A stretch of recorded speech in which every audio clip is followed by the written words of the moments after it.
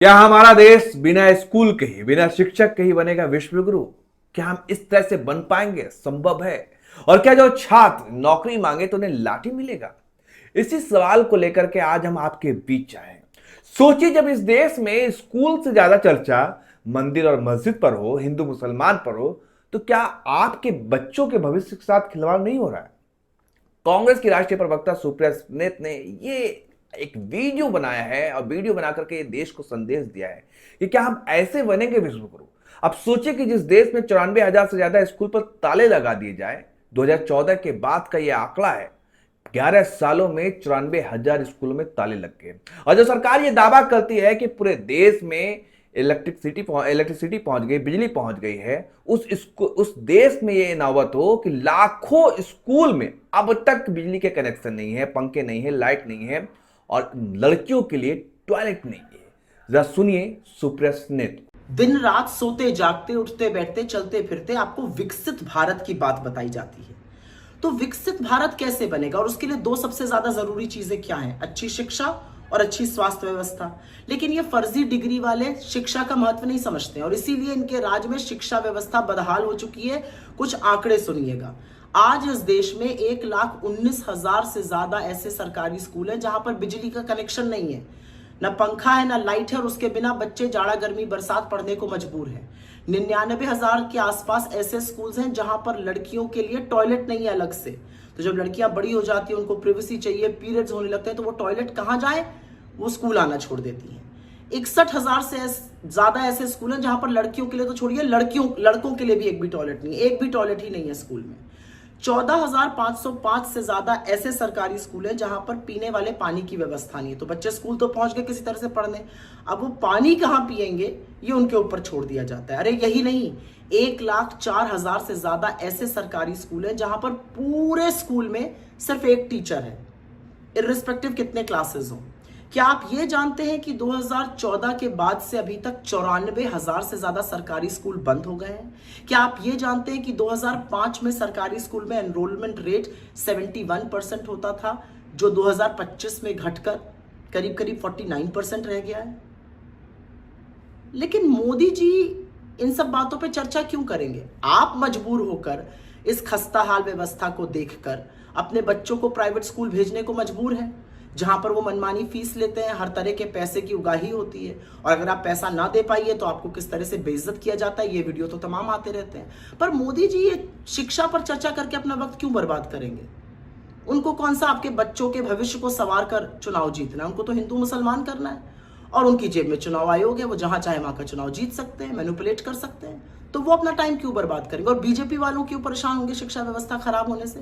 उनके अपने बच्चे तो बड़े बड़े विदेशी यूनिवर्सिटीज में पढ़ रहे हैं। अब आपके बच्चों के स्कूल में टॉयलेट ना हो, पीने की पानी की व्यवस्था ना हो, बिजली ना हो या स्कूल बंद हो जाए, इससे उनको क्या? लेकिन ये चिंता तो आपको करनी है ना, अपने बच्चों के भविष्य के बारे में चिंता आपको करनी है। सवाल का जवाब आपको देना है कि क्या आप सत्ता की चाबी उन लोगों के हाथ में देने को तैयार हैं जो आपके बच्चों के भविष्य को लेकर सजग ही नहीं, उनको फर्क ही नहीं पड़ता सरकारी स्कूल रहें या बंद हो जाए। इस सवाल का जवाब तो आपको देना है। तो आपने ये देखा कि आपके बच्चों के भविष्य के साथ, मुस्तकबिल के साथ खिलवाड़ किया जा रहा है, क्योंकि जब स्कूल ही नहीं जा पाएंगे बच्चे तो उनका मुस्तकबिल कैसे बनेगा, उनका भविष्य कैसे बनेगा? और क्या हम ऐसे बनेंगे विश्व गुरु? क्योंकि भारतीय जनता पार्टी के नेता तो बड़े बड़े दावे करते हैं, लफ्जबाजी करते हैं कि भाई हम विश्व गुरु बन गए, आज अमेरिका चाइना हमारी ओर देख रहा है, हम उनकी बराबरी कर रहे हैं। अब जरा ये वीडियो देखिए। ये है वीडियो बिहार की राजधानी पटना की, जहां पर जो छात्र नौकरी मांगने के लिए आए उनको कैसे दौड़ा दौड़ा कर मारा जा रहा है, पीटा जा रहा है जैसे आतंकवादी। आप जरा कल्पना कर पा रहे हैं? ये वो छात्र हैं जिनको मोदी सरकार ने यह भरोसा दिलाया था 2014 के बाद कि 2 करोड़ रोजगार मिलेगा, और अभी भी जब सत्ता आई तो ये बिहार में ये कैंपेन कर रहे थे कि भाई बच्चों को नौकरियां मिलेंगी, क्योंकि बिहार के छात्रों को बाहर जाना नहीं पड़ेगा, बिहार में ही नौकरी मिल जाएगी। इस तरह के हसीन सपने दिखा करके वोट तो ले लिया, लेकिन जब वक्त आया, जब भारतीय जनता पार्टी की अपनी सरकार बनी, सम्राट चौधरी बीजेपी के पहले मुख्यमंत्री हैं बिहार में, तो उनकी सरकार में क्या दुर्दशा हो रही है वो ये देखिए। ये तस्वीर देखिए, लाठीचार्ज हो गई है। देखिए लाठीचार्ज कर दिया गया है पटना में, ताबड़तोड़ लाठियां जो है वो चलाई गई है। ये तस्वीर देखिए, देखिए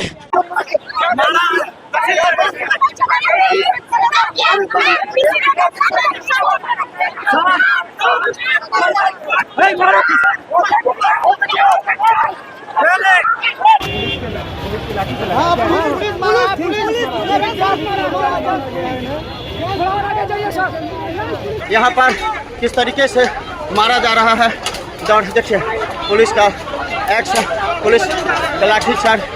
तो आप देख रहे हैं कि कैसे दौड़ा दौड़ा करके छात्रों को बेरहमी और बर्बरता के साथ मुख्यमंत्री सम्राट चौधरी की पुलिस मार रही है, पीट रही है।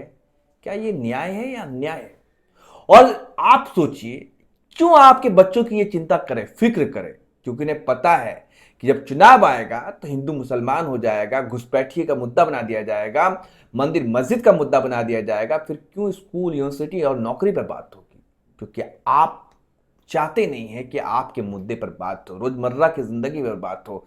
बात किस पर हो? बात हो मंदिर पर, मस्जिद पर। आप ये नहीं चाहते कि आपके क्षेत्र में अस्पताल कैसे बने, कॉलेज कैसे बने, यूनिवर्सिटी कैसे बने, आपके बच्चों के लिए स्कूल की क्या फैसिलिटीज है, ये नहीं बताएंगे। बस हसीन सपने दिखा दिए जाएंगे कि भाई हमने ये कर दिया, हमने वो कर दिया। जब अमेरिका थर-थर कांप रहा है, चीन को लाल आंख दिखाया जा रहा है, पाकिस्तान के घर में घुस के मारा जा रहा है, और बस इस तरह से आपको बेवकूफ और उल्लू बना करके वोट ले लिया जाता है। और लास्ट में जो मुसलमानों का कुछ भी मुद्दा हो, मुसलमानों का मुद्दा ले आओ। मुसलमान को आलू समझ लिया है। जिस तरीके से किसी भी सब्जी में आलू डाल दो, बस वैसे ही हर चुनाव में भारतीय जनता पार्टी ने मुसलमानों को आलू समझ करके हर मुद्दे पर उसको भुनाना है और हिंदुओं को डर दिखाना है, मुसलमानों का वोट ले लेना है।